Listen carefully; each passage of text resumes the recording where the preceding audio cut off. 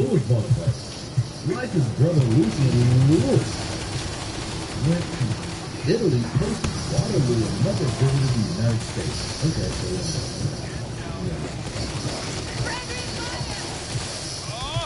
hazmat over here. now we got Caroline Bonaparte. Napoleon's younger sister, Caroline, married one of his top cavalry officers, Joachim Murat. Joachim. Who's next? Joachim Murat. During the height of Napoleon's powers, the pair ruled as king and queen of Naples and eventually broke with Napoleon in a futile attempt to keep their throne. After Waterloo, Murat was executed and Caroline exiled to Australia. Both were sons of the United States. Arriving in 1823, Achille Murat would spend most of his adult life in Florida. Where he fought in the Second Civil War, married George Washington's great-grandmother, purchased dozens of slaves, and engaged in a number of quixotic business schemes. A hothead and an eccentric who apparently hated bathing, and once lost the tip of his finger in a duel. This is the Bonaparte line, guys. Napoleon Bonaparte. After Waterloo, Napoleon's French base of support evaporated. French armies rapidly closed in on Paris. Knowing that his enemies would kill or imprison him, the abdicated emperor himself turned his sights to America. The U.S. safe ideologically and practically, Price says, it's clear he would have had a positive reception. In addition to applying for passport to the United States, Napoleon began studying the geography and ecology of the New World, and reputedly plotted to smuggle millions of francs. He then fled to the French Atlantic coast, where ships awaited to take him to America. After dithering for days, however, Napoleon ultimately surrendered himself to the British, who were blockading the coast rather than chance eluding capture. Napoleon's genes wound up in America anyway. The fallen emperor's illegitimate son, Charles Leon Demuet, had a son who purportedly joined Buffalo Bills. Bull coming in! This is by Jesse Greenspan and History.com.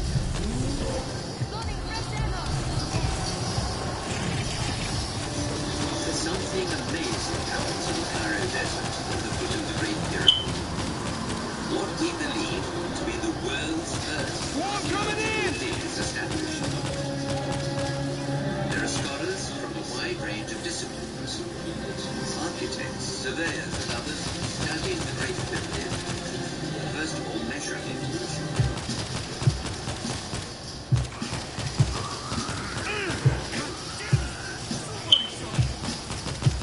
According to the top Egyptologists, the pyramids were built over 4,000 years ago using the metric system.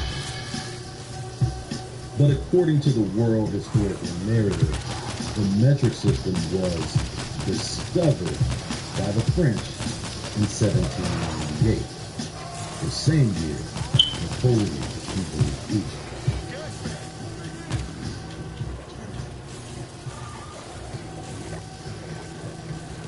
Do we assume that this unit of measurement was lost and never used again for 4,000 years? Or did the French rediscover the system and take credit for the creation? Nonetheless, the chronological and historical parallels between Napoleon's invasion of Egypt and the French and British participation of the Louisiana Purchase are undeniable.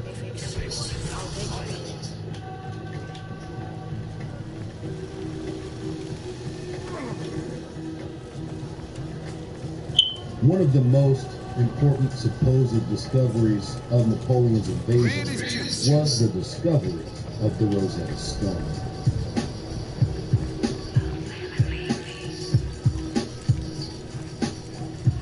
Some historians say this is what the entire field of Egyptology is set upon.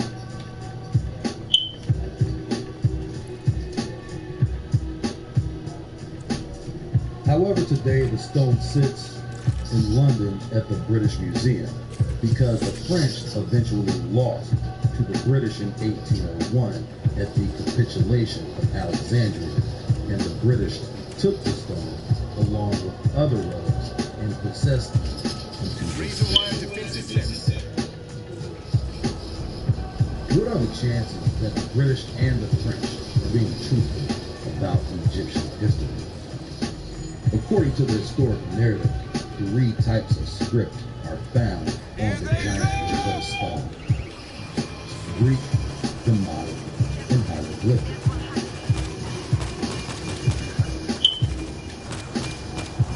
Until this point, no one could even understand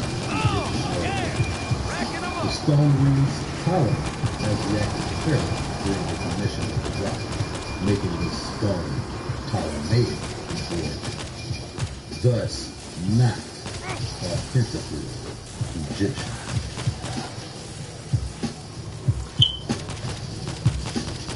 The Ptolemies were not Egyptian, they were Greek.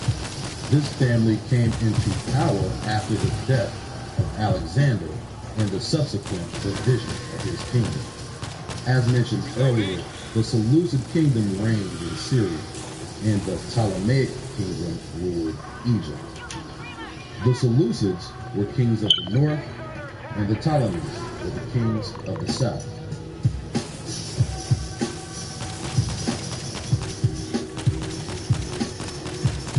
Egypt fell to Rome under the Ptolemies after the death of Cleopatra, who was also a Ptolemy, aka Greco-Roman. There were multiple Ptolemies and multiple Cleopatras, none of which were Egyptian. These were tyrants, outsiders ruling the land in which the well-being of the people was of no concern, milking the land for its riches and using those riches to build elaborate palaces and monuments to themselves and to gods. Much history was lost under the reign of the Ptolemies, as many of the original texts were translated to Greek, and hieroglyphic was repackaged with the Ptolemaic seal of secrecy. It all started with a Can anyone hear me? Help!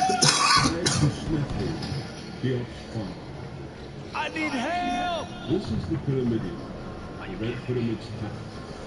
It was discovered by the German Egyptologist Rainer Stadelmann in 1993. These shots were taken in 2005, when the Pyramidion measured exactly 1 meter in height. We assembled it, and its dimensions were precisely 1 meter by 1.57 meters. Surprisingly, it was also precisely 1 meter high. All right. The Egyptians knew many things that we have inherited, but not the metric system, of course. We can think that the estimate was roughly 2 cubits. That was enough for the stone to work. These sheer charts achieve a remarkable coincidence. I'm taking the lead.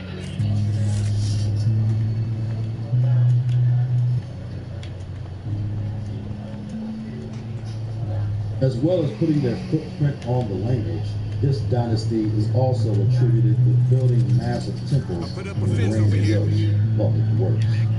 The Ptolemies are depicted predominantly on several Egyptian monuments as pharaohs. The lighthouse at Alexandria, on the island of Pharos, is considered one of the 7 wonders of the world. This was built by Ptolemy at first, as well as temples, idols, and statues erected for worshiping the god of the sea, Poseidon. As mentioned in the lecture, Poseidon is the father of Zeus. Zeus is the father of Egyptus, the person by whom Egypt was named. Also, according to Greek mythology, Poseidon married Libya, who is said to be the daughter of Kalisuccess, queen of Egypt. She is the woman for whom the territory of Libya is named. According to the Greeks, Kalisuccess was the son of Zeus. He and his wife, Memphis, are also said ancestors to the dark Libyans and the Ethiopians. The fuck? Even the mythology surrounding ancient Egypt is fundamentally Greek. Fact, until Napoleon's invasion in 1798, ancient Egypt, as we know it, did not exist. This area had previously been a post-Caliphate Ottoman Islamic province, and even prior to that, a Byzantine Roman province. And even before that, it was a Roman province. It bordered 3.5 oceans, as evident by their ever-changing maps and views of the world according to the caves.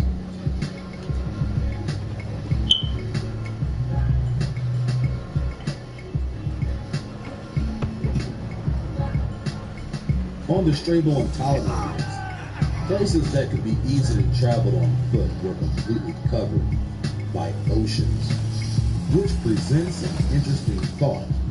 Was that side of the world completely covered with water, and 95% of continental Africa did not exist? Or are these maps purposely deceptive? Either way, the more we learn about their story, the less we can trust.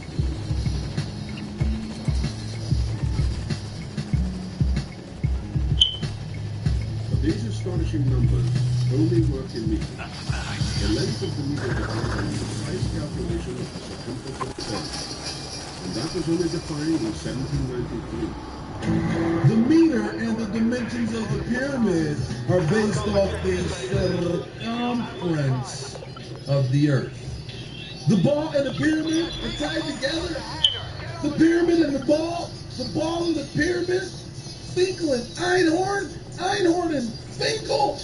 The ball and the pyramid are tied together.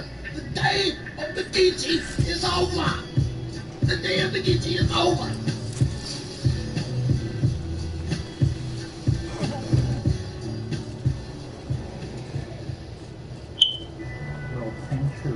Has wandered in the dead.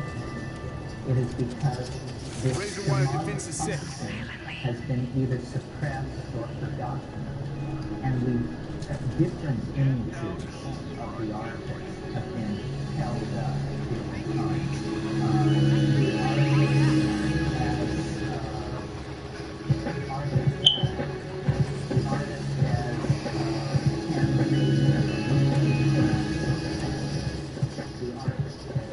At the same point during the Ptolemaic era of Egyptian rule, the Hebrew Torah was being translated into Greek. This was done to get the 100,000 Jews who had been taken captive into Egypt by Ptolemy to assimilate into Greek culture. In the mid-2nd century BC, these Hellenized Jews were tasked with the creation of the Septuagint. And even the Septuagint uses the word Israel in its references to Egypt. It must not be avoided that the word Egypt didn't appear until after the creation of the New Testament and the arrival of the Greeks. If Egyptus is really Mitzrayim, that would make Belus, Ham, his father, the progenitor of Ham. And if this were true, that would make Noah, captain of the ark, Poseidon, the sea god who mated with Libya, whose lineage goes back to Zeus?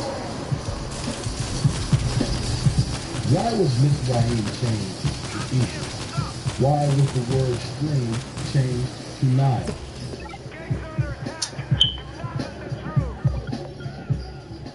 Why are there no mentions of pyramids in the Bible? Why were the pyramids missing from early manuscripts, but churches were clearly visible? Why, when pyramids did begin showing up, they were narrow and varying in numbers, totally inconsistent with the way the pyramids of Giza appear today. How could Napoleon invade Egypt but acquire Middle America?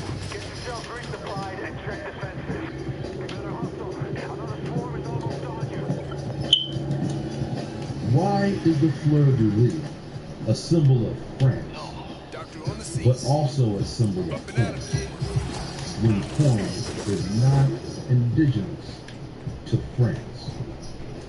Why is corn mentioned in Scripture as part of Egypt, but corn is not indigenous to Egypt?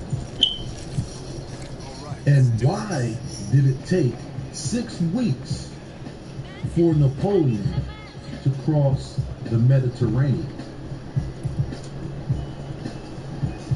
Too many questions and not enough time. To be continued on the next episode of America is Egypt.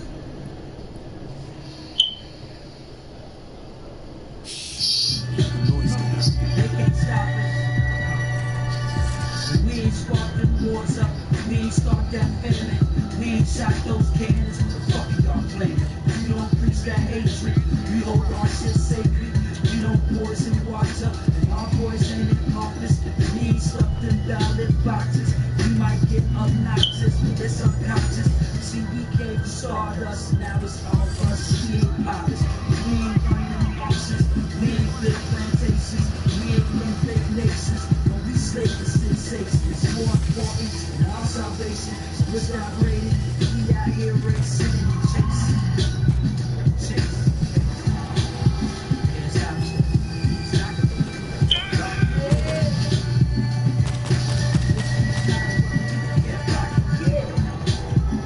They can't stop us. They can't stop us.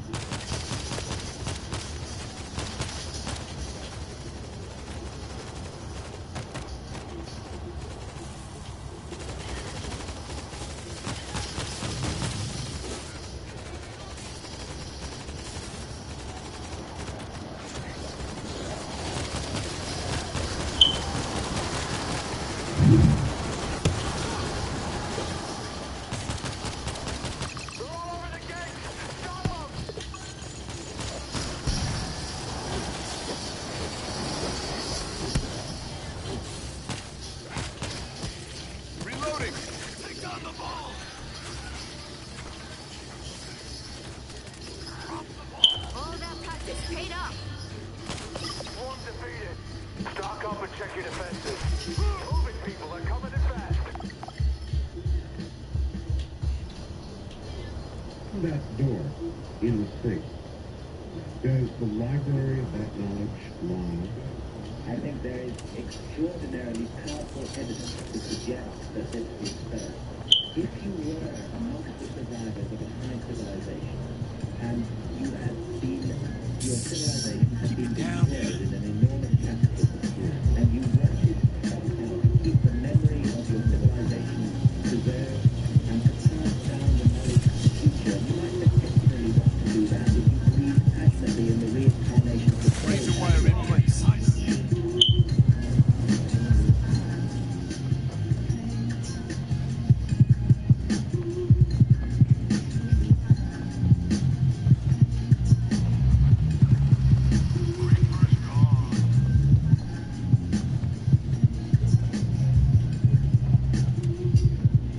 No one could think about Egypt or Freemasonry without thinking about pyramids. Inherently, they have become the symbolic representation for both. But why? According to the historical narrative, Egyptian hieroglyphics were completely unknown until the invasion of Egypt by Napoleon and the French. Even more astounding, Egyptian history had magically disappeared for over 3,000 years when fragments are recovered from the rubble in the Rosetta.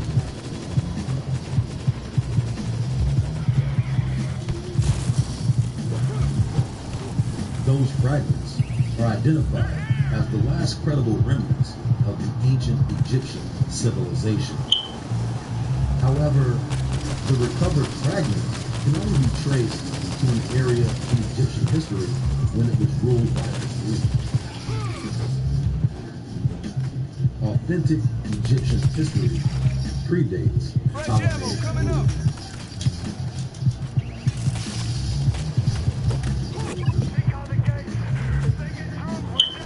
So the idea that the Rosetta Stone could be considered an incredible remnant of ancient Egypt is far from the truth.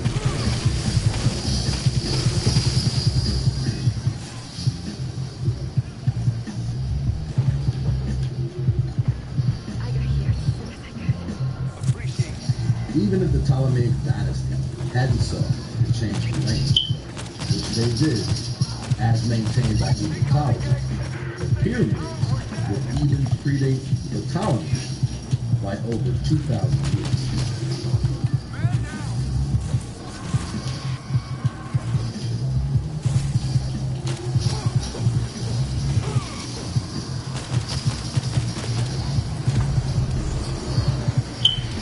The question should be asked, how could the Egyptian culture and language have become lost when that area had been ruled by Arabs and the Caliphate for over 1,000 years before Napoleon invades Egypt?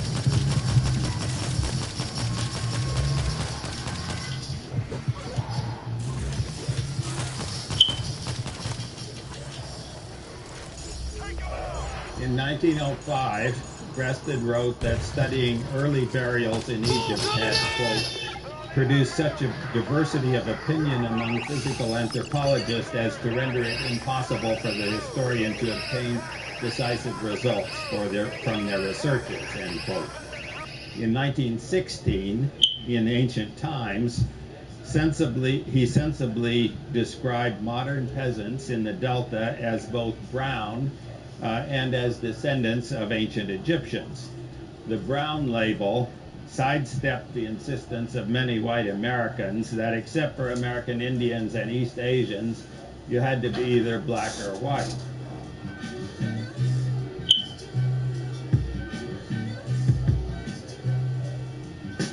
Shouldn't the Egyptians, aka Arabs, have known about Egyptian history before the Europeans?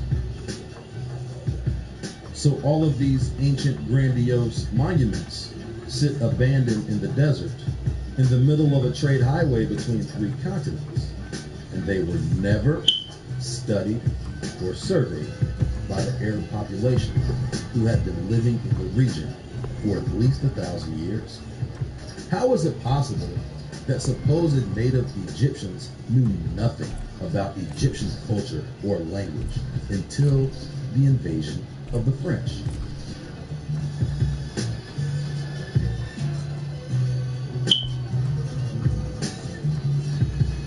The Rosetta Stone and the pyramids had been there for thousands of years, yet the same people credited with some of the world's most advanced knowledge, hadn't even cared to take a peek at a pyramid wall.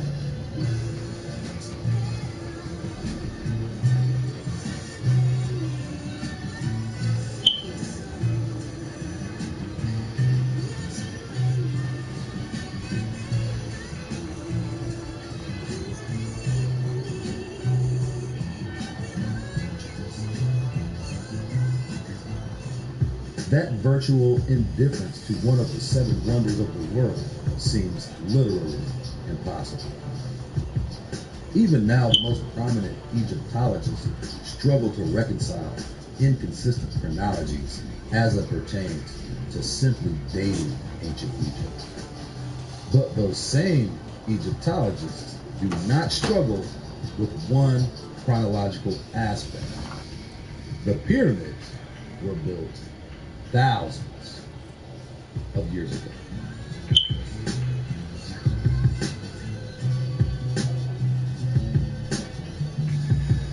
This point seems to have universal agreement across the world of academia.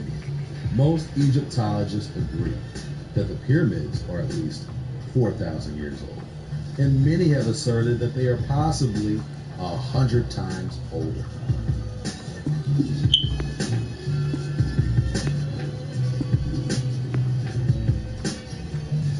In addition to the expounded antiquity, these same academics claim these pyramids were built by an advanced civilization whose knowledge was lost until the discoveries made by France and Egypt. Their claim is that the advanced knowledge used in their construction has not and was not used at any point between then and the 1790s.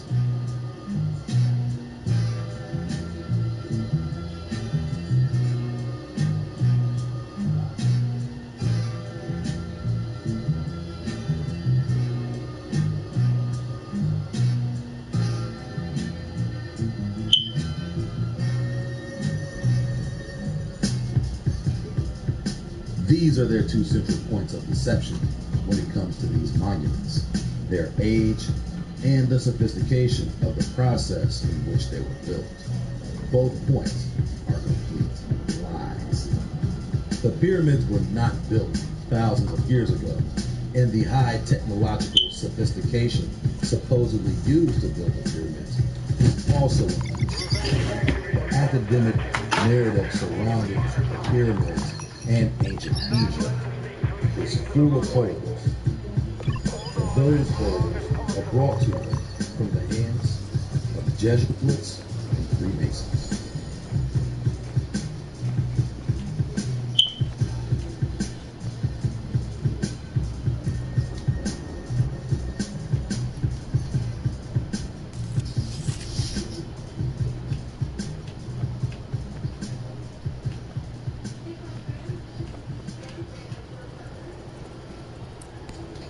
Quote, "The cradle of symbolism used in all masonry is placed by many of the best authorities in that country which they believe was first inhabited, i.e. the plateau of Tartary, and from there transmitted to this generation by the sages of India, Persia, Ethiopia, and Egypt.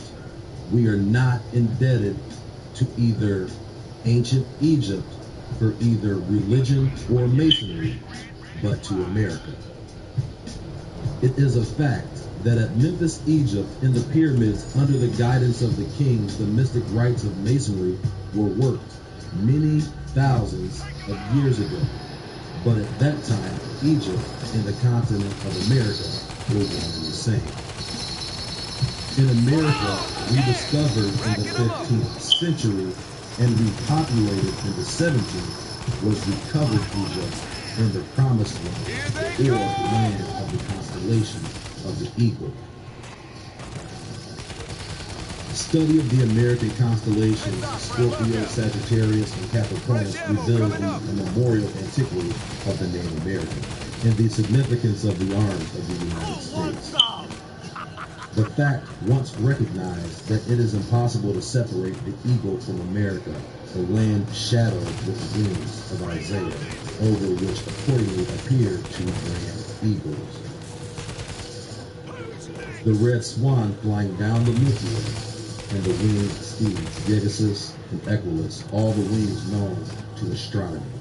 Without taking a bear from Russia, Perseus from Persia, and the flood of life was poured upon the history and mythology, and where heretofore much has been vague and inscrutable, now we are able to at least see men as trees walking. When following the course of the constellations, those immovably and perpetually fastened upon America are reached.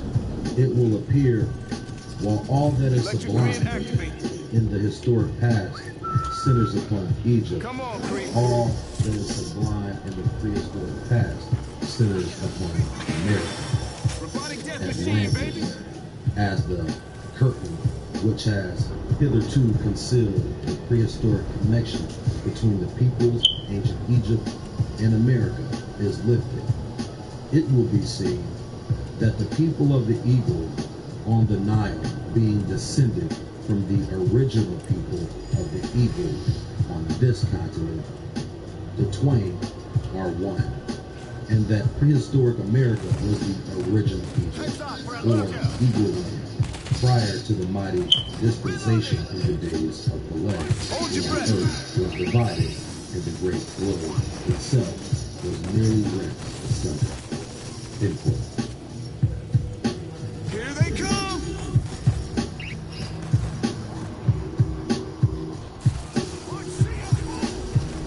Quote, says Agassiz, first born among continents, America has been falsely denominated the New World. Hers was the first dry land lifted out of the water. Hers was the first shore washed by the ocean that enveloped all the earth besides, while Europe was represented only by islands. Rising here and there above the sea, America, Atlantis, already stretched in an unbroken line from Nova Scotia to the far west.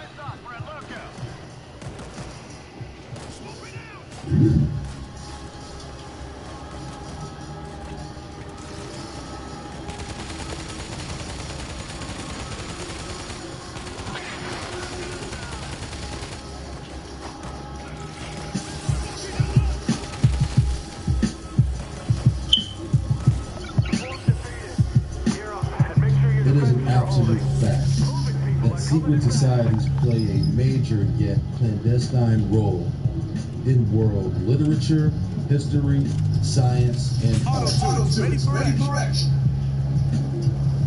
But in the case of Egypt, we will focus on architecture, specifically the construction of the pyramids. As any Egyptologist will tell you, the pyramids were built using perfect mathematical calculations. Even their astronomical alignments were accurate. This same Egyptologist will also tell you the knowledge used to build the pyramids was lost and recovered in the 1790s. That is a literal 3,000-year blackout on a viable system of measurements.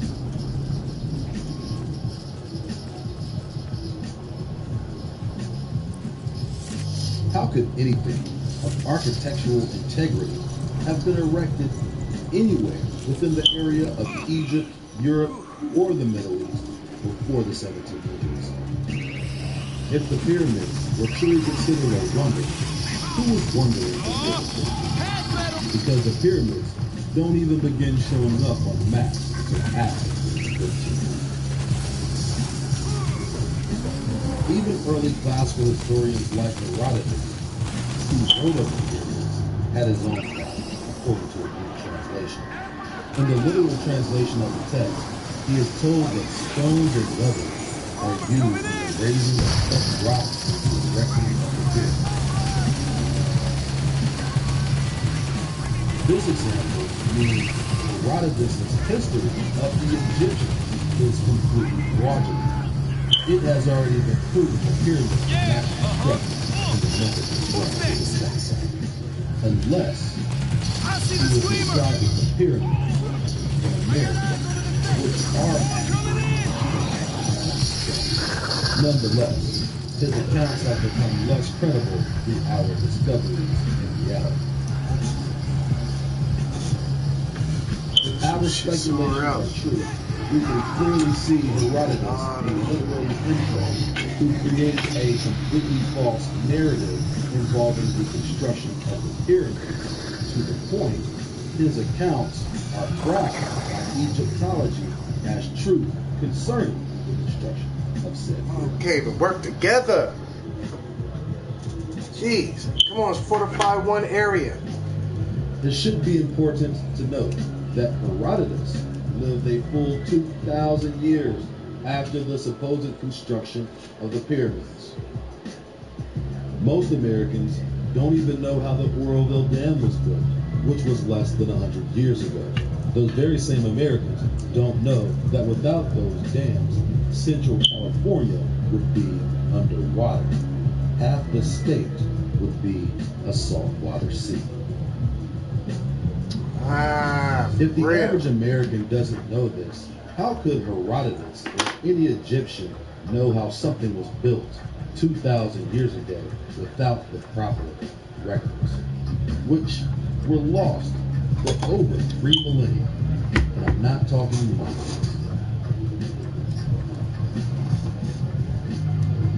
The geometric details exhibited in these monuments were obviously indicative of an ancient civilization to everyone who knew nothing of the Americans.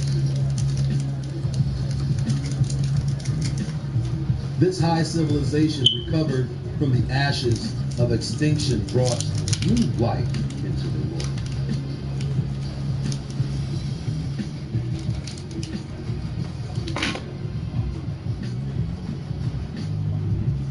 But which world did it bring life into?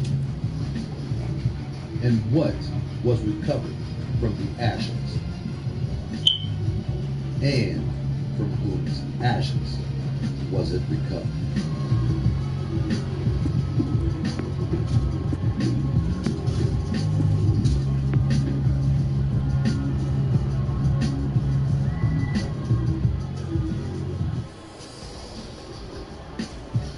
Blashfield's mural, Evolution of Civilization, anticipated by 2 decades the outline of Breasted's textbook. Egypt and America sit side by side in Blashfield's painting because Egypt is the origin of civilization, which progresses around the dome to its climax in America.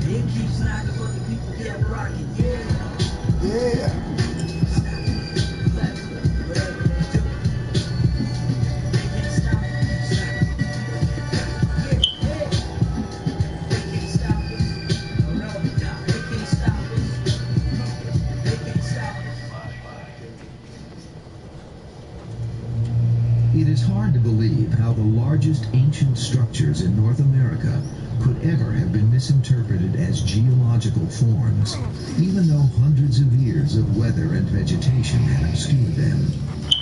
We now know that Western Illinois was once home to America's largest prehistoric population at a site we call Cahokia. And yet this ancient monument was just barely saved from being plowed under.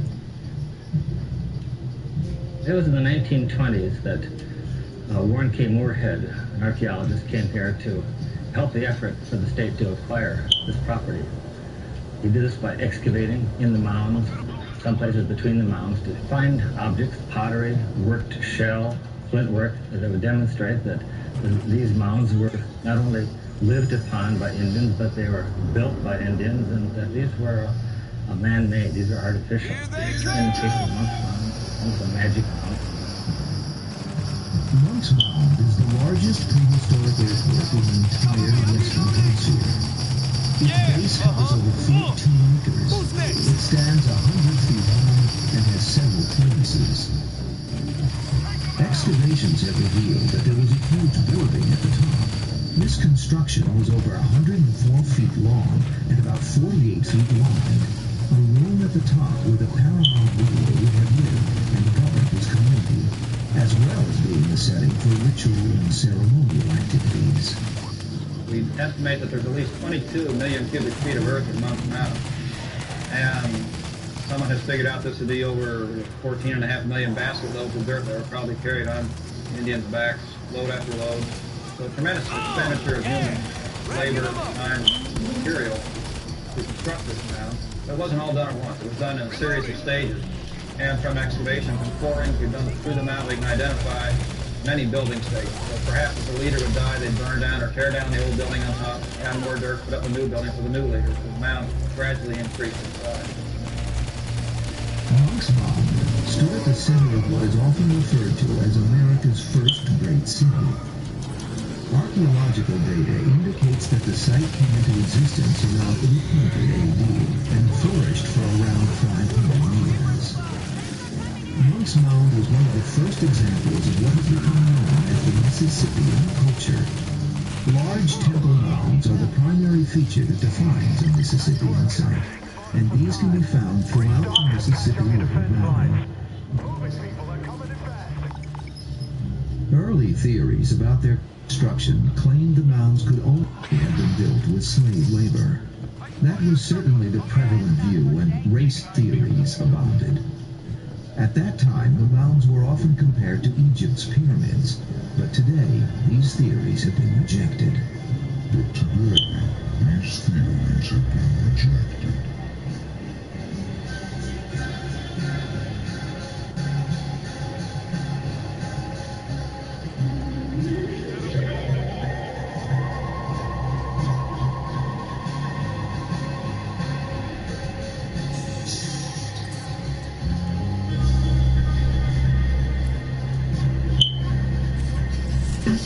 What happened to the great civilizations of ancient America?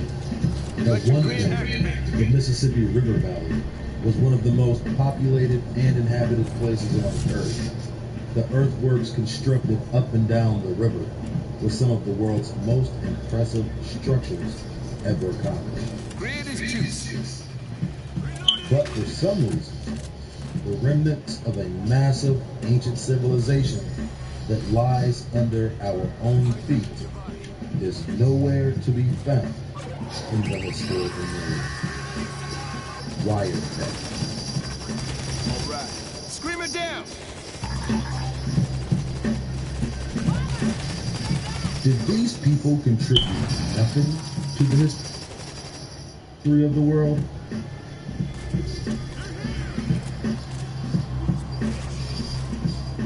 Why has the Smithsonian promoted the idea that any American history prior to Columbus would be thrown out of the historical record?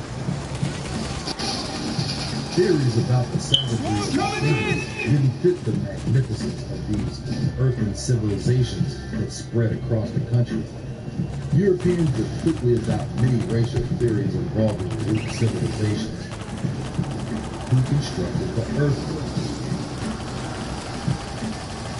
As long as the works wouldn't be attributed to black Indians and could rather be associated with races of people who were considered non-American.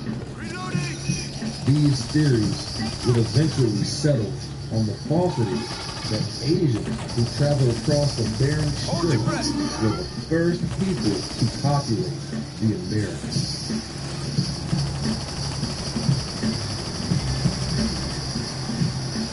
This was an answer the whole academic community could support. The first Americans were not black or Negro. They were Asian. And not a civilization or race of people unto themselves. This essentially shut the case on the ancient history of the Americas. The continent was uninhabited until the Beringia migration. There was only one problem. There is no anthropological or archaeological evidence of any civilizations in pre-Columbian America being peopled by anyone but primarily Negroes.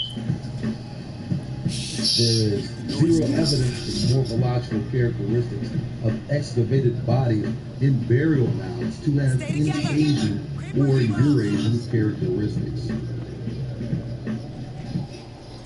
This essentially blows the top off any race theory that says Negroes did not inhabit the Americas prior to the Asians.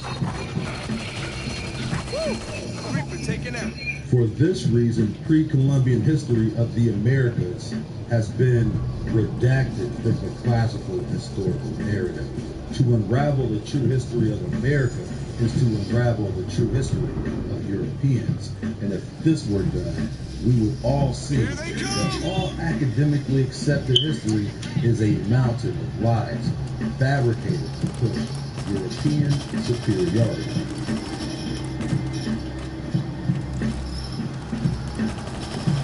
Not only were the Indians savages, but they had no language and built nothing of significance. These lies permeate academia unto this day.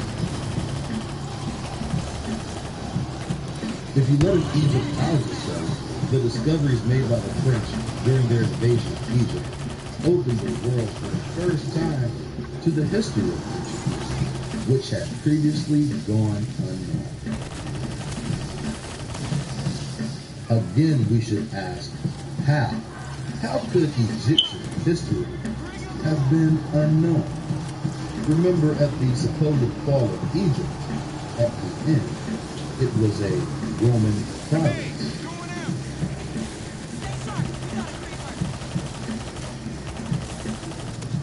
France, Italy, and Spain were under Roman rule and have been under Roman rule unto this day.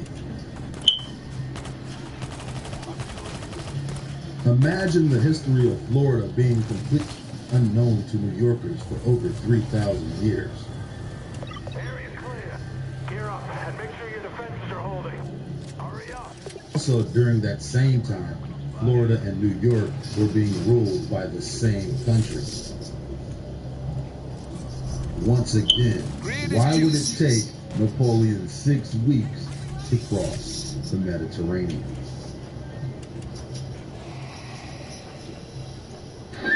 A newly launched replica of the French frigate Hermione is now in mid-Atlantic, plowing her way westward toward the U.S. East Coast. She's retracing the voyage in 1780 of the original Hermione, whose mission was so crucial she may have been one of the most important warships in U.S. naval history and the most forgotten. The original was built for speed, and so, according to her crew, is the copy. And the British were so impressed they brought the Concorde to England, where the Royal Navy made line drawings of her to find out what made her so good. Those drawings are now in the British National Maritime Museum, The main mosque with the... where Jeremy Mitchell is their custodian. There was a fundamental British, at least curiosity, if not admiration, for the kind of ships the French were building in that era. Oh, that's right, yes. And why? They had a reputation for being faster, for being a more nimble ship. And it was always kudos for a French ship to be captured and then given to a British officer because of that reputation.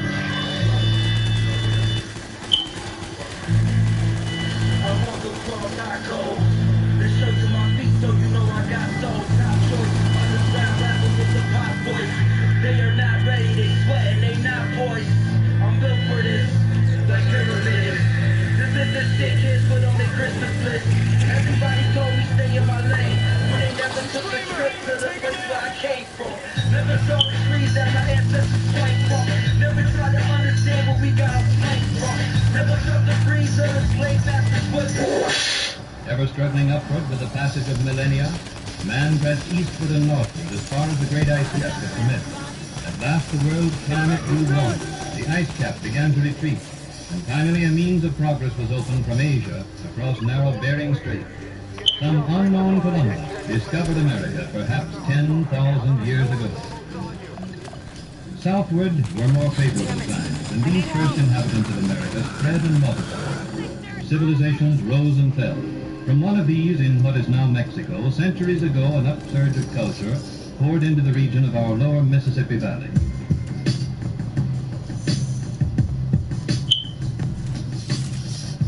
The true history of North America was purposely destroyed during Western expansion. Any remnants of ancient civilizations were plowed, excavated, looted, burned, flooded, and even blown up. This was not just done to clear land for development. Indeed, some of the largest cities in America today are built upon massive Indian civilizations and burial grounds. But also, these cities were built upon Indian civilizations to make the history concerning the Indians vanish into oblivion. Hold your ground. But one could ask, why would they destroy a people's entire history? Wouldn't they stand to learn something from the native people of the land? Although these are valid questions, they are missing one critical point that lies at the heart of every European. If they tell the truth about how highly civilized and advanced these people were, how would they be able to take credit to their achievements?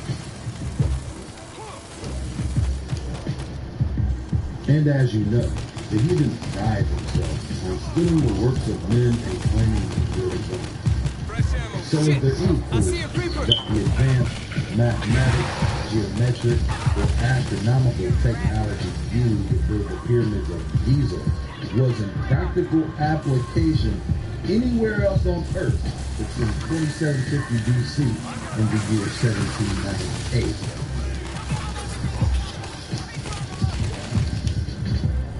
When, according to Egyptologists, it was lost only to be recovered by the French. Electric grid activate.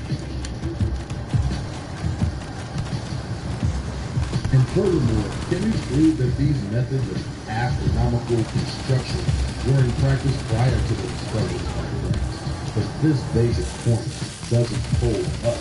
The entire field of Egyptology can be called into question. And in fact, all of ancient Egyptian history need be redacted.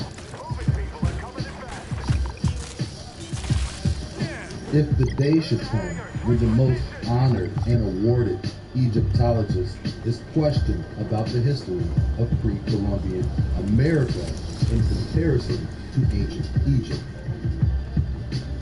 he will be at a crossroads of conscience. Lie and advance his career, or tell the truth and ostracized himself academically, and never worked for an accredited college or university again.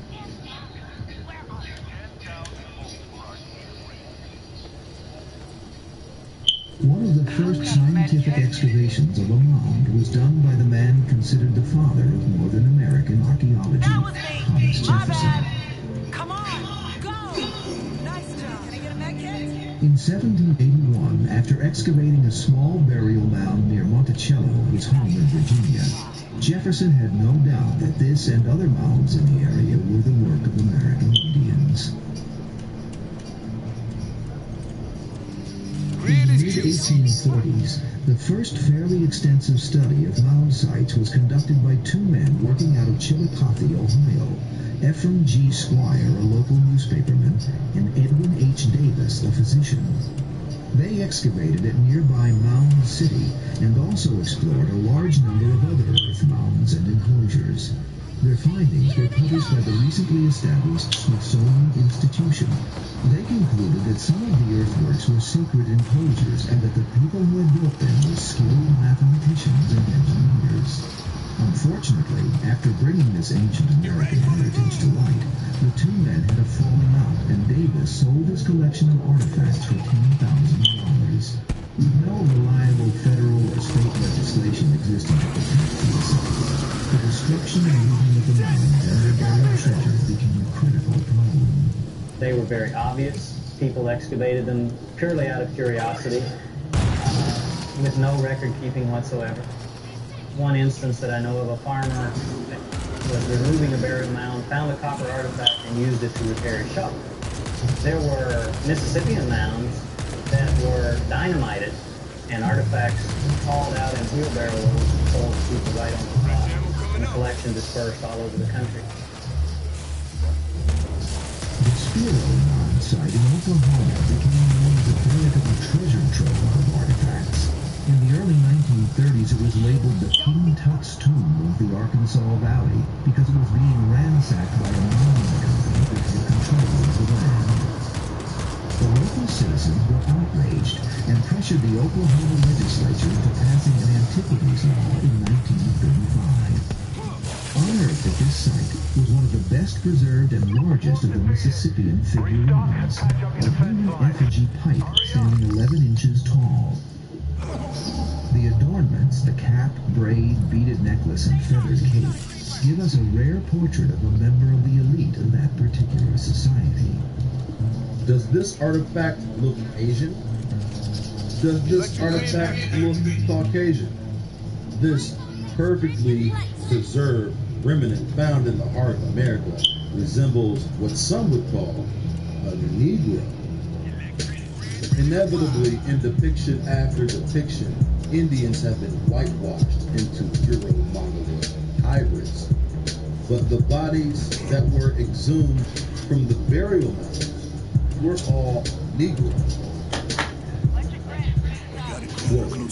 Crania Americana, an inquiry into the distinctive characteristics of the aboriginal race of America by Samuel Morton, renowned American anthropologist. It must be noted that Samuel Morton was also a eugenicist who promoted the idea of Caucasian superiority. Quote, it is an adage among travelers that he who has seen most Indians has seen the God. Swarm coming in! So must be that individuals of this race resemble each other, notwithstanding their immense geographical distribution and those differences in climate, which embrace the extremes of heat and cold. The half-black Lagan, shrinking from this dreary winter, has the same characteristic lineaments through and saturated degree as the Indians of the tropical plains. And these again resemble the tribes which inhabit the region west of the Rocky Mountains, those of the great valley of the Mississippi, and those again which skirt the equinox on the north. All possess alike the long, the lank, the black hair, the brown or cinnamon-colored skin, the heavy brow, the dull, sleepy eye, the full compressed lips, and the salient dilated nose. These traits, moreover, are equally to the savage and civilized. Whether they inhabit the margins of the rivers and feed on fish, or rove the forest and subsist on the spoils of the chase, it cannot be questioned that physical diversity do occur, equally singular and inexplicable, as seen in different shades of color varying from a fair tint to a complexion almost black, and this too under circumstance in which climate can have little to no influence. So also in reference to stature, the differences are remarkable in entire tribes, which moreover are geographically proximate to each other. These facts, however, are mere exceptions to a general rule and do not alter the peculiar physiognomy of the Indian. Physiognomy of the Indian, which is as undeviatingly characteristic as that of the Negro. For whether we see him in the athletic cherub, or the stunted Shayama, or the dark Californian, or the fair Bora, he is an Indian still, and cannot be mistaken for being any other race. To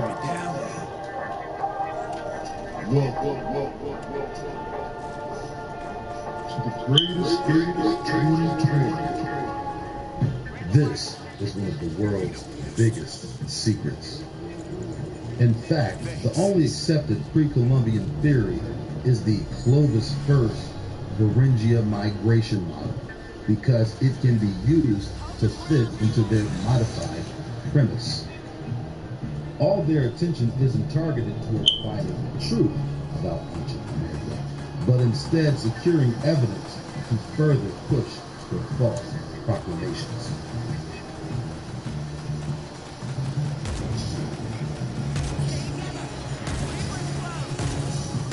Their attention isn't targeted toward finding the truth about ancient America, but instead securing evidence to further push their false proclamations.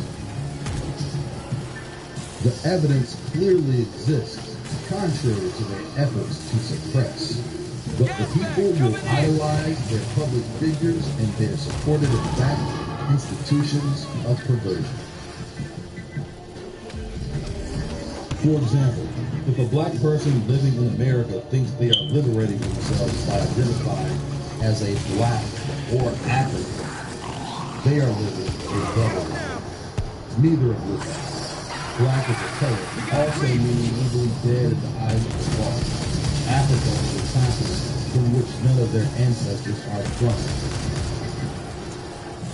This is an idolized institution of perversion, a spell cast over the minds and souls of the blind and the wicked, who seek answers from those immoral institutions for the comfort of a good night's sleep in a bed of lies. A well-intentioned fool is still a fool indeed. Why do we blindly accept their answers as truth, when the same people who are providing the answers are guilty of conspiracy, theft, and murder? All of these institutions are guilty as charged, and this goes beyond a shadow of a doubt. So why do you keep believing their lies when it comes to your history?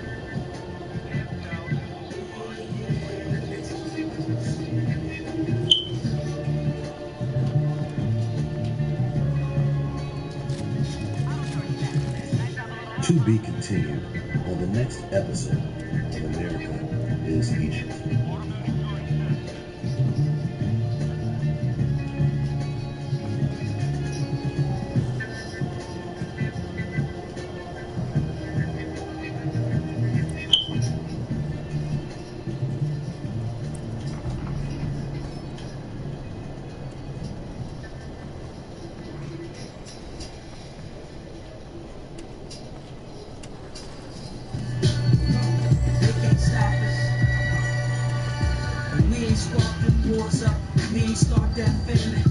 Shot those cannons with the fucking play. We don't preach that hatred. We hold our shit sacred. We don't poison water, and our poison in office. We ain't drop that screamer. We might get obnoxious, but it's subconscious.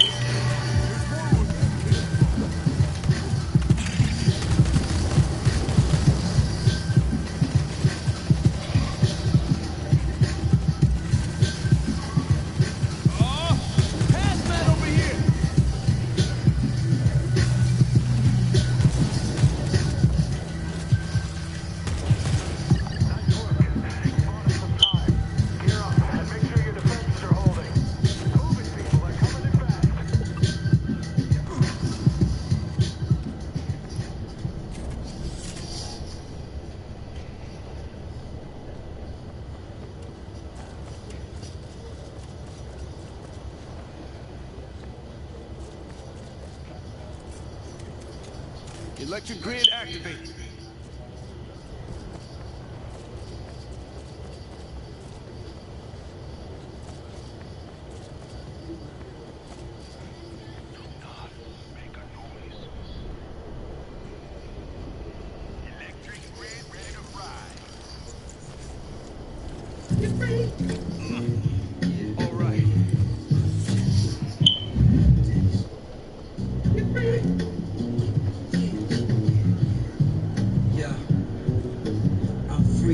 Dreams like a cold kid against old man when I got his own plans with his.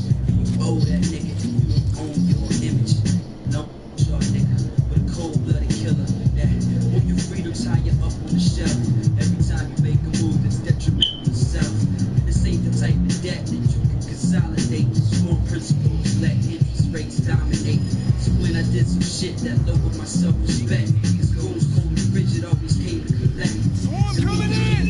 Up, they ain't breaking your arm. They run up in your peace of mind, taking you calm. So I concentrate like I'm making a bomb. Cause one false move, take you home. Now break.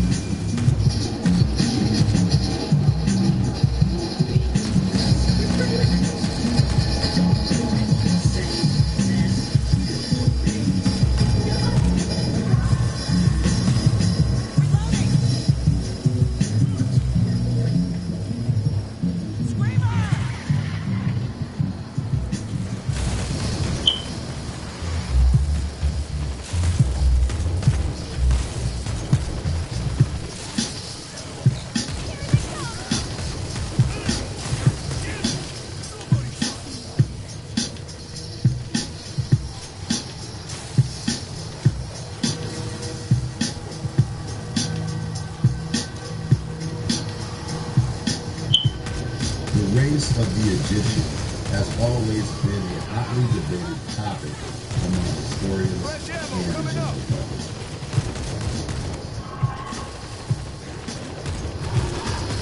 There is this unwritten racial dichotomy happening whenever this discussion is presented to an academic audience. Were the Egyptians black or white? The answer to this question would seem obvious, simply based upon the race of a person, or more complexly, the system of belief a person seems to subscribe to. There are many so-called white Europeans who subscribe to the belief that ancient Egyptians are indeed black or dark-skinned. Of this same dark-skinned belief of Egyptians, specifically American blacks almost wholeheartedly agree that ancient Egyptians were black. The only issue arises when we see modern depictions of ancient Egyptians as an attempt at modern whitewashing.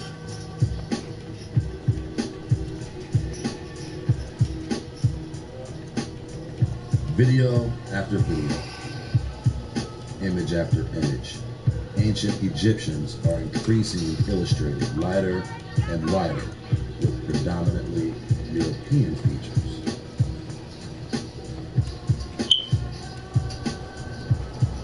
Interestingly enough, the only Egyptians picturized as people with dark skin were the slaves.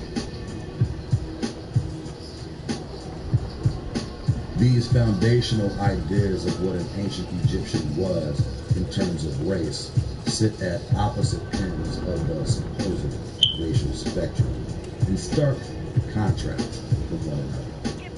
The idea of a light-skinned Egyptian with European features only fits the narrative of a certain Caucasian group of people.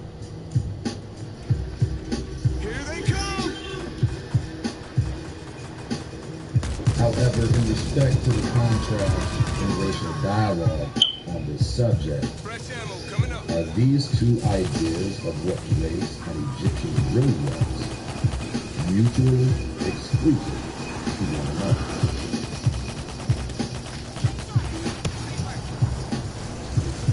The truth often does not lie in the spectrums of human understanding, meaning in most cases, in truth, in a human sense, is neither black nor white.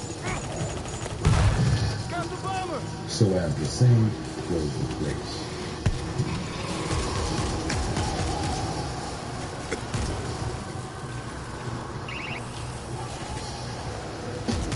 Through our westernized constructs, our understanding of race, or more accurately, the physical appearance of our general perception of earthly vessels, has been skewed and psychologically micromanaged into a color-based misconception. Oh, yeah! Racking them up! The shade or hue of a person's skin has nothing to do with racial identity.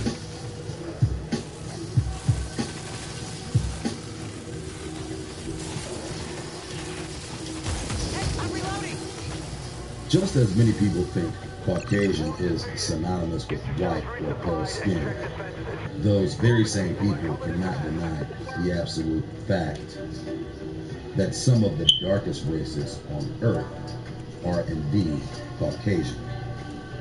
Skin color is not indicative of racial identity.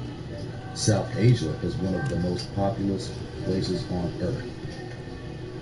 Many of these people are predominantly of Caucasian ancestry, whose skin just so happens to be darker than the majority of so-called Negroes across the Americas. The modern Egyptian is predominantly of European ancestry, while sub-Saharan ancestry only accounts for a very small percentage of the heritage of the modern Egyptian, as well as the North African in general. The argument behind the racial identity of an ancient Egyptian lies at the heart of the world historical narrative. Often the spoils of war have a far more conspiratorial nature. The spread and control of information and the dissemination of propaganda to the masses is just as viable as any weapon of war.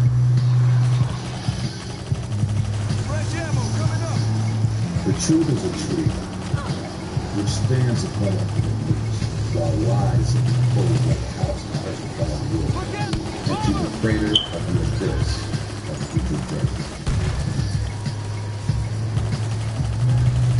The day has come upon us as a testament to our wisdom, the ability to peer through the veil and strike down anyone who attempts to reveal the truth.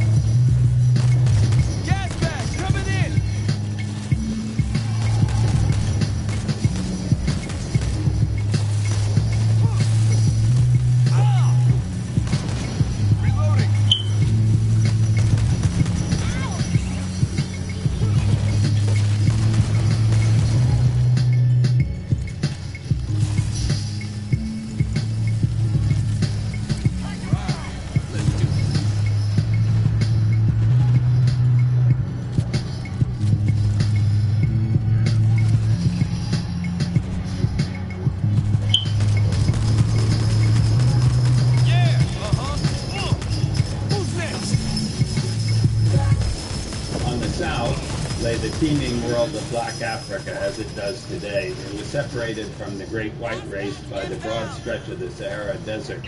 Sometimes the blacks of inner Africa did wander along the Nile Valley road to Egypt, but they came only in small groups. Thus, cut off by the desert barrier and living by themselves, they remained uninfluenced by civilization from the north. The Negro peoples of Africa were therefore without any influence on the development of early civilization. End quote. Drawing on decades of painstaking craniometry or craniology, the measurement of skulls, This diagram breaks Breasted's great white race into three subgroups. Number one, the Nordics of the northern flatlands, with long-headed, tall, blue-eyed, and blonde. Number two, round-headed alpines of Central Europe's highlands. And number three, long-headed Mediterraneans, whose southern branch included ancient Egyptians. The note under the diagram concedes without elaboration that, quote, south of the Mediterranean, the people of the Great White Race are darker skinned than elsewhere, end quote. Breasted's 1935 edition did protest that the popular term Aryan should be applied only to the Indian and Iranian branch of Indo-Europeans, but it also hailed, quote, the eventual triumph of Greece and Rome in the Near East as evidence that the Indo-European branch of the white race triumphed over the southern Semitic branch, the complete triumph of our ancestors, end quote. This not only conflated the Indo-European and Semitic language groups with race, but also implied the rejection of Semites, which in the U.S. of the 1930s primarily meant Jews, as part of his American we or us. Even so, for his day, Breasted was relatively moderate on race compared to some of his scholarly predecessors and contemporaries. In the years leading up to the Civil War and the founding of the Peabody Museum, the American Ethnological School of Samuel Morton, Josiah Nott, and George Glidden claimed that science proved that races had not changed since ancient times, whites were biologically superior, and that ancient Egyptians were white, but as in the southern U.S., had blacks as slaves and servants. Nott and Glidden's 1854 Types of Mankind declared of Ramses II, quote, his features are as superbly European as Napoleon's, whom he resembles. Then they showed this pharaonic captive with collar and cord, labeling it Negro, 3,200 years old. Flinders Petrie, Breasted's contemporary, was an ardent eugenicist who attributed Egypt's civilization to an invading superior race, white, of course. Clarence Fisher, in a labor dispute with his mentor, George Reisner, assumed that modern Egyptians were black and thus not to be trusted. Quote, Dr. Reisner's present attitude is an acknowledgement that he regards the word of a native black man as to be more relied on than that of two white men, such as Mr. Sanborn and myself, the representatives of a sister university, end quote. To Reisner, Fisher wrote, quote, it is usually accepted that the word of a white man is better than that of a native, but I am sorry to say that several times during the past 2 years you have thought it best to think otherwise. If you intend to support Mahmoud el-Mayyit, it is intended as an insult not only to us personally but to the University of Pennsylvania. It will certainly destroy any other white man's authority over these people, end quote.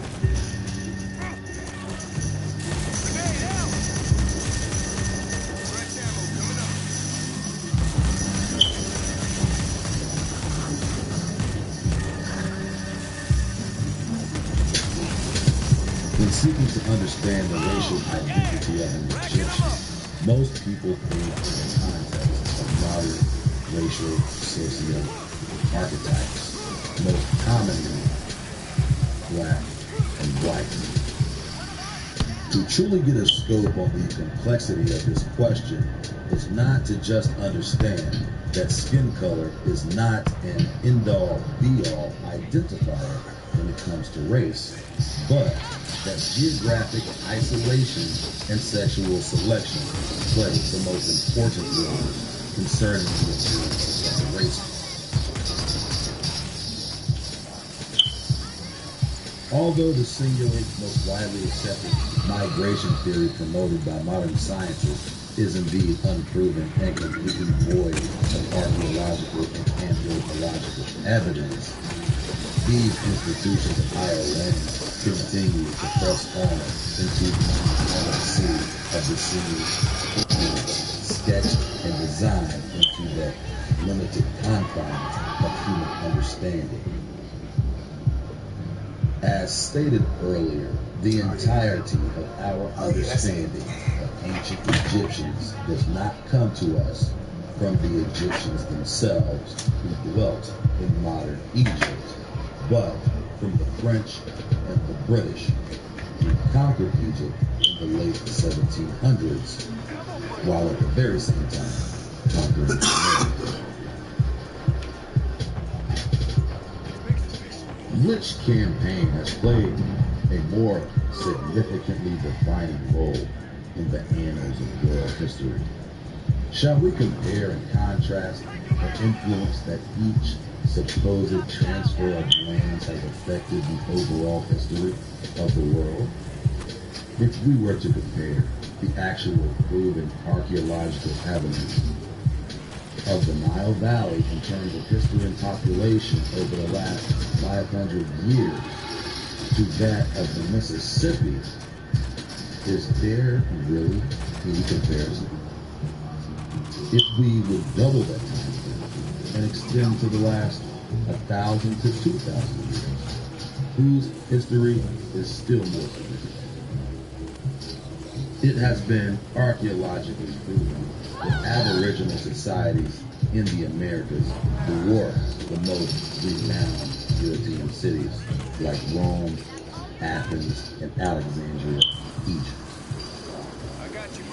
Remember, while Egyptian artifacts were being preserved, Mississippian mound artifacts were being stolen and destroyed.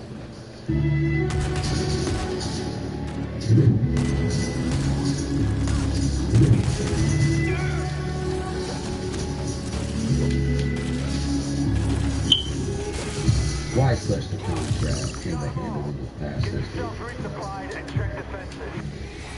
The same institutions who want us to believe that they were preserving history are the same institutions complicit in the deception. Why would people choose to destroy the history of Middle America to the point that the most recognized institution of American national history, the Smithsonian, denies the entire existence of civilizations who lived in America less than 400 years ago, while at the very same time promoting other civilizations which supposedly existed thousands of years ago on the other side of the world, whose civilizational footprint isn't a fraction of a people's history who sits under its very own foundation.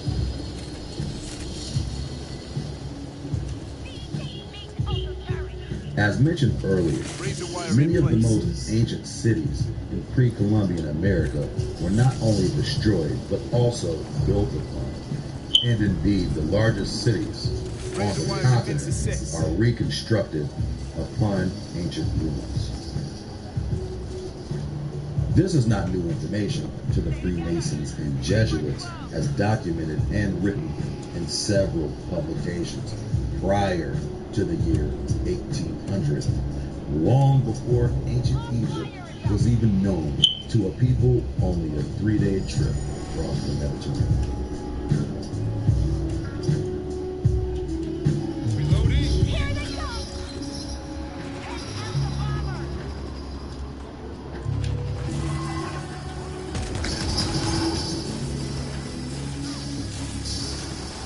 The way we look at race or ethnicity is intrinsically westernized. Everything we have been told about other people has been assembled within the box of the conqueror's narrative, for the purposes of control by a spellcast through deception.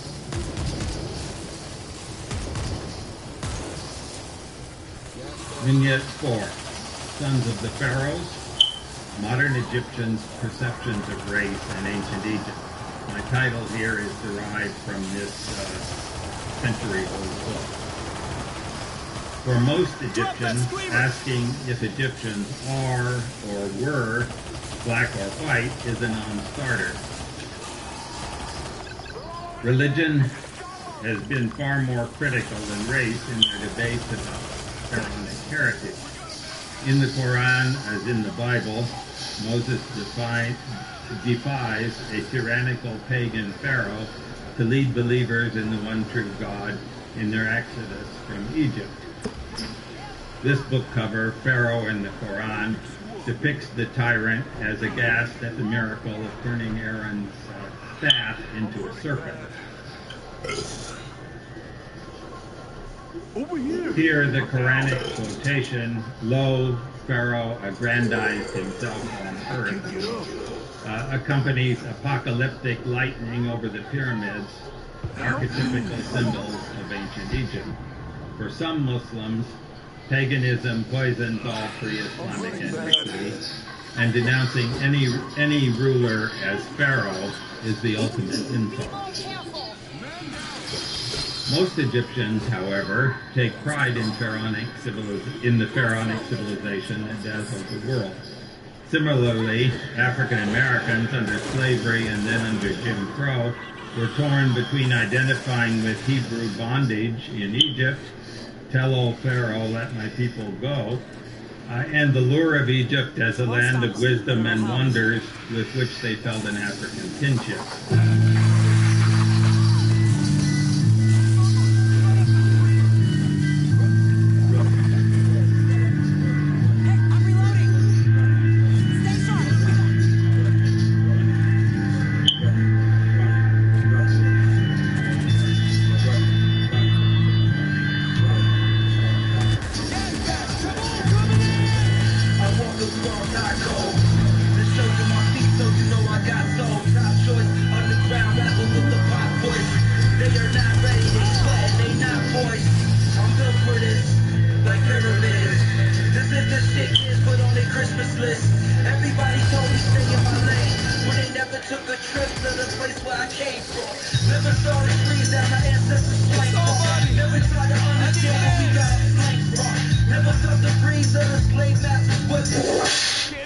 To answer the question, was the ancient Egyptian black or white, leads to a much deeper question about race in general. And generalization equals ignorance when this topic is investigated thoroughly. We all know for a fact that white and black are literally just adjectives in the English language and are not indicative of racial specifications, but rather socially constructed boxes of generalization. What is a white person? Many people would venture to associate the term synonymously with European or maybe even Caucasian. But white does not mean either. In America, white is an identity, but as part of our socially manufactured doctrine of race. Yet in Europe, for example, the word white would indeed be a blanket generalization of a great segment of the population. It is doubtful that a Frenchman, a Swede, a German, a Spaniard, and a Russian would be so willing to share the same identity if it did not benefit them as a power mechanism. The same can be said for the term white in America, an ambiguous word that includes groups from Eastern Europeans to light-skinned Latinos.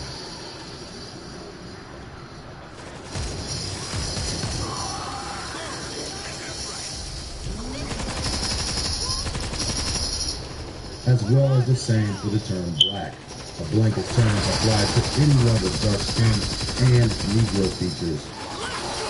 Either instance, a complete misrepresentation of race and culture. But no two things are as much tied together as race and culture when it comes to the identification of a people's history. Even as people migrate or become conquered over time, The traditions of the past usually follow the groups related to those customs.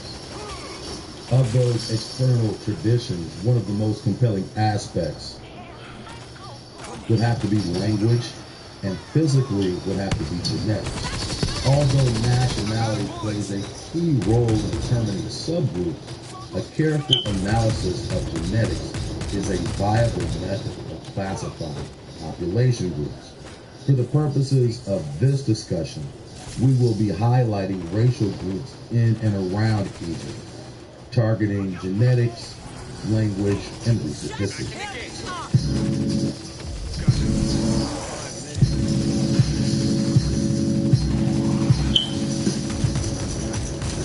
The modern Egyptian is primarily of the Arab culture and style, and these people mostly speak an Arab language, which is considered part of the Afro-Asiatic language family. The Egyptian language was an Afro-Asiatic language spoken in ancient Egypt. Its attestation stretches for an extremely long time, from the old Egyptian stage, mid-4th millennium BC, Old Kingdom of Egypt. Its earliest known complete written sentence was dated about 2690 BC, which makes it one of the oldest recorded languages known along with Sumerian. Its classical form is known as Middle Egyptian, the vernacular of the Middle Kingdom of Egypt, which remained the literary language of Egypt until the Roman period. The spoken language had evolved into Demotic by the time of classical antiquity, and finally into Coptic by the time of Christianization. Spoken Coptic was almost extinct by the 17th century, but remains in use as the liturgical language of the Coptic Orthodox Church of Alexandria. End quote.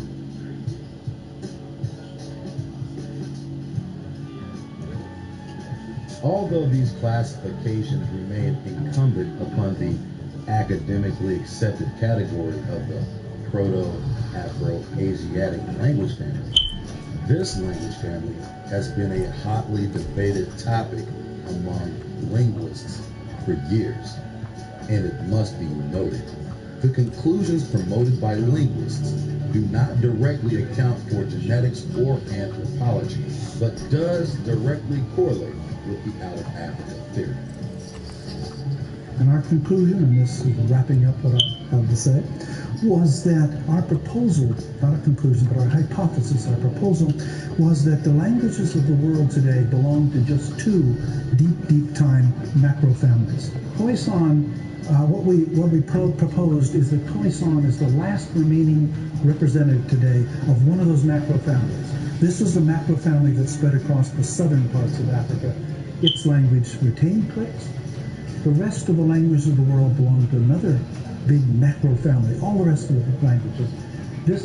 The ancestral language of this family lost clicks. That gave us a parsimonious explanation, one period in history of the loss of clicks. And here's a representation for you of a family tree.